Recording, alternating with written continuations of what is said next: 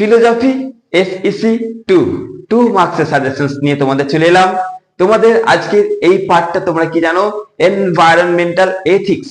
এই পার্টটার উপর কিন্তু 2 নম্বরের গুরুত্বপূর্ণ গোটা বই থেকে পুরো অধ্যায় থেকে বেছে বেছে প্রশ্ন নিয়ে চলে এসেছি। আশা করছি তোমাদের কিন্তু এটা অনেকটা হেল্প করবে, কারণ পুরো বই থেকে শর্ট কোশ্চেন তৈরি করা অনেকটাই টাফ। এটা তোমরা জানো যে এসএকিউ এর কিন্তু সাজেশনস অ্যাকচুয়ালি করাটা খুব মুশকিল। তবুও কিন্তু আমি তোমাদের জন্য যতটা পেরেছি খুব ভাবনা চিন্তা করি তোমাদের জন্য কিন্তু সাজেশনস তৈরি করে দিয়েছি। তো চলো বেশি কথা না বলে, বেশি কথা না বানিয়ে, তোমরা দেখো কালকে একটা ভিডিও আপলোড করেছিলাম যেখানে বলেছিলাম তোমরা একটু আমাকে সাপোর্ট করো।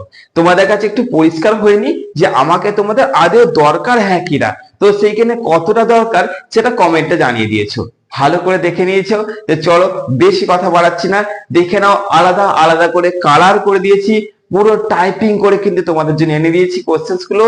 কোনো হাতে লেখা নেই, কারণ কোন কোশ্চেন্সটা বুঝতে পারবে, কোন উত্তরটা বুঝতে পারবে না, তখন আবার সমস্যা হয়ে যাচ্ছে। তো ওই জন্য আমি টাইপিং করে আলাদা করে কালার করে তোমাদের জন্য 2 মার্কস এসইসি তোমাদের এই সাবজেক্ট অর্থাৎ দর্শন এর এনভায়রনমেন্টাল এথিক্স এর কিন্তু গুরুত্ব প্রশ্ন নিয়ে চলে এসেছি। কোনো বলবো না 100% কমন, ওইসব ফিজুল কথা আমার দ্বারা হয় না। আমার দ্বারা যতটা হয় তোমাদের বলে দিচ্ছি। তোমরা মিনিমাম তোমাদের এই এসইসি দেখো তোমাদের 12 নম্বর পেতে হবে, ভালো করে বুঝবে। আর তোমাদের 10 মানে 10 বলতে কি রকম, তোমাদের তো 5টা পড়বে।